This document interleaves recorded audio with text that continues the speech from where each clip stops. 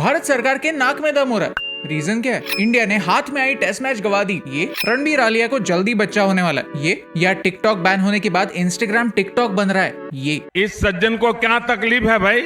तकलीफ ये है कि डॉलर के अगेंस्ट रुपी गिरता ही चला जा रहा है। ये वीडियो बनाते समय 79 रुपीज देकर $1 मिल रहा है। अब मेरे कुछ सवाल है, ये रेट डिसाइड कौन करता है? डॉलर दिन ब दिन महंगा क्यों हो रहा है? इसमें गलती किसकी है? किसका गला दबाना है? और डॉलर के प्राइसेस बढ़ने पर मुझ जैसे गरीब को क्या फर्क पड़ता है? आपका टाइम हमारे लिए इम्पोर्टेंट है, तो ये रहे सारे चैप्टर्स। लेकिन वीडियो काफी इंटरेस्टिंग है, तो पूरी कहानी समझने के लिए वीडियो को एंड तक देखिए और इस वीडियो को अपने दोस्तों के साथ शेयर कीजिए। चैप्टर 1, रेट कौन डिसाइड करता है? एक महान इंसान ने कहा था, पैसा तो पैरों की धूल है यार। तू ब्लडी फूल।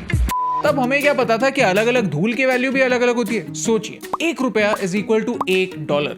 लाइफ कितनी आसान हो जाती है, नहीं? सिचुएशन एग्जैक्टली तो नहीं, लेकिन कुछ हद तक सिमिलर हुआ करती थी। 1947 में तब $1 सिर्फ 3.3 रुपीज में मिलता था। फिर 1985 में 12 रुपीज, 1995 में 32 रुपीज, 2011 में 55 रुपीज और आज 79 रुपीज हो चुका है। वेट, रुपी की वैल्यू गिर रही है, ये सबको पता है। क्यों गिर रही है ये बताओ। सबसे पहले ये वैल्यू डिसाइड कौन करता है? The answer is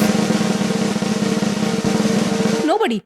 यस अगर आप rupee to dollar exchange rate Google करते हैं तो आपको एक रेट दिखता है। इस रेट को कहते हैं फॉरेन एक्सचेंज रेट, जो कोई एक इंस्टीट्यूट डिसाइड नहीं करता, मार्केट फोर्सेस डिसाइड करता है। Demand and supply. Chapter 2, demand and supply, लेकिन आसान भाषा में। लोग पैसे खरीदते हैं। डू यू मीन टू से लोग पैसों से चीजें खरीदते हैं? नो, लेट मी से इट अगेन। लोग पैसे खरीदते हैं। कुछ भी। जैसे टूरिस्ट किसी दूसरे देश में जाते समय अपने देश की करेंसी से उस देश की करेंसी खरीदते हैं, वैसे ही बिजनेसेस अपनी करेंसी से दूसरे करेंसीज खरीदते हैं। अब अगर भारत को रशिया से ऑयल इंपोर्ट करना है तो भारत ट्रांजैक्शन रुपीज में नहीं रूबल्स में करेगा। यानी पहले रूपी देकर रूबल खरीदेगा और फिर उस रूबल से जाकर ऑयल खरीदेगा। एग्जैक्टली। वैसे ही जब कोई विदेशी कंपनी भारत आती है, यहाँ बिजनेस सेटअप करती है, फैक्ट्री खोलती है, लोगों को जॉब देती है, तो वो कंपनी ये सारे पेमेंट्स रुपीज में करती है। यानी अपने देश की करेंसी देकर रुपीज खरीदती है और फिर उन रुपीज में पेमेंट करती है। अब ये झमेला फटाफट करने के लिए बैंक्स अपने पास फॉरेन करेंसी रखती है, लेकिन इसके भी कुछ रूल्स है जो आरबीआई डिसाइड करती है। चैप्टर 3, इस कहानी का विलेन कौन? रिजर्व बैंक ऑफ इंडिया तरह तरह के बैंक्स को लाइसेंसेस देती है जिससे वो डॉलर जैसी फॉरेन करेंसीज खरीद सकते हैं। आरबीआई वो सख्त प्रिंसिपल है जिस पर पूरे कॉलेज को संभालने की जिम्मेदारी होती है और इस कॉलेज में अलग अलग तरह के प्राणी होते हैं, स्टूडेंट्स, टीचर्स, पेरेंट्स, और सबकी आशा आकांक्षाएं अलग अलग होती है। किसी एक को फेवर करना किसी दूसरे को पनिश करने जैसा होता है। अटेंडेंस कंपलसरी किया तो टीचर्स खुश होंगे, उनके हाथ पावर आएगी,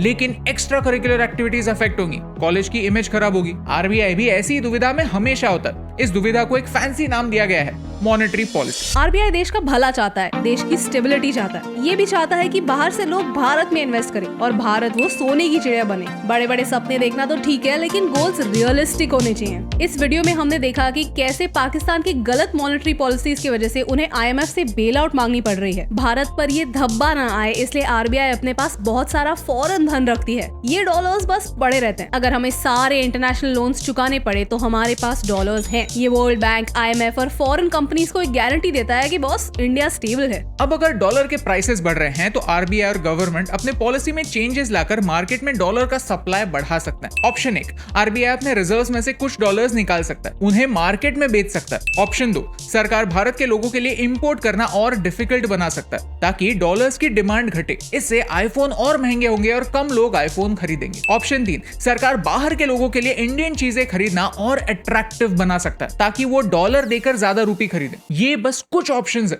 ओवर सिंप्लीफाइड है, लेकिन आपके लिए इनफ। लेकिन किसी एक पार्टी को रुलाए बगैर ये बैलेंस लाना डिफिकल्ट। मजे की बात पता है, आरबीआई चाहे तो ऑन पेपर अपनी पॉलिसीज बदलकर फिर से ₹1 इक्वल टू $1 कर सकती है। लेकिन सोचिए, आरबीआई अगर ऐसा करेगा तो होगा क्या?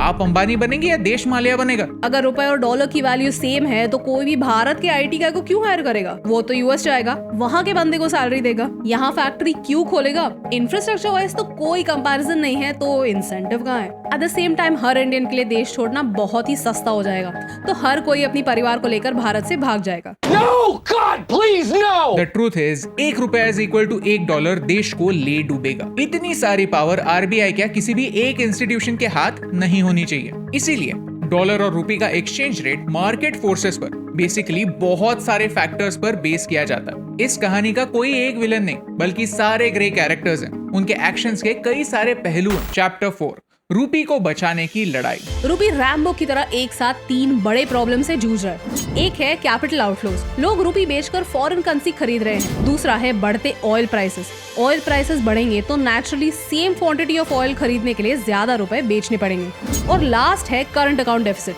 यानी इंपोर्ट और एक्सपोर्ट की गैप बढ़ रही है। इंपोर्ट्स बढ़ते जा रहे हैं और एक्सपोर्ट्स उस स्पीड से नहीं बढ़ रहे। पिछले साल बड़े बड़े आईपीओ की वजह से फॉरेन इन्वेस्टर्स भारत में इन्वेस्ट कर रहे थे, वो आज मार्केट को गिरता देख अपनी इन्वेस्टमेंट लेकर भारत से बाहर जा रहे हैं। यूएस में इंटरेस्ट रेट्स बढ़े हैं, तो पहले जो इन्वेस्टर्स जो वहां से लोन लेके वो पैसे भारत में लाते थे और यहाँ पर इन्वेस्ट करते थे वो कम हुए। प्लस ग्लोबल रिसेशन आने के चांसेस है, तो ओवरऑल माहौल थोड़ा लो है। रूपी आज एशिया की one of the worst performing currency जरूर है, लेकिन फिर भी हम ये लड़ाई बाकी कई देशों से बेहतर लड़ रहे हैं। रशिया यूक्रेन क्राइसिस के बाद बांग्लादेशी करेंसी 8.2% गिरी है, वेराज चाइनीज युआन 5.7% और भारत अब तक 5% डेप्रिसिएशन पर सरवाइव कर रहा है। मिरेकल! इंडियन रूपी को और मजबूत बनाने के लिए क्या स्टेप्स लेने चाहिए? अगर आपको जानना है तो हमें कमेंट्स में बताइए, ताकि हम इस वीडियो के पार्ट 2 पर काम करना स्टार्ट करें। चैप्टर 5, समझदार को इशारा काफी। भाई हम इकोनॉमिस्ट नहीं, लेकिन फल सब्जी लेने मार्केट तो जाते हैं। एक टोमेटो कितने रुपए में बेचना है ये सब्जी वाला डिसाइड करता है, लेकिन जो टोमेटो कल तक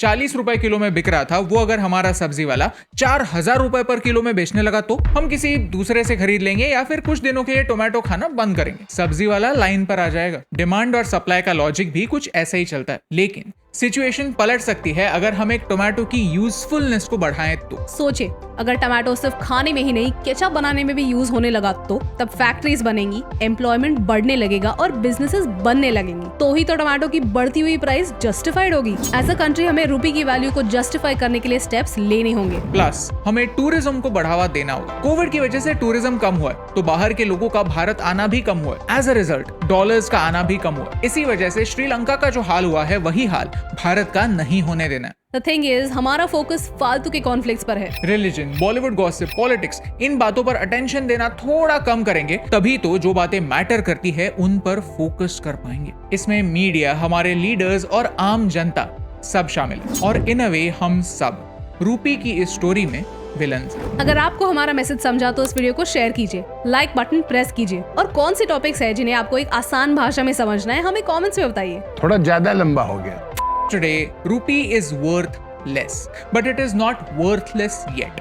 और यही इंपॉर्टेंट मैसेज आप तक पहुंचाने से मुझे फर्क पड़ता है।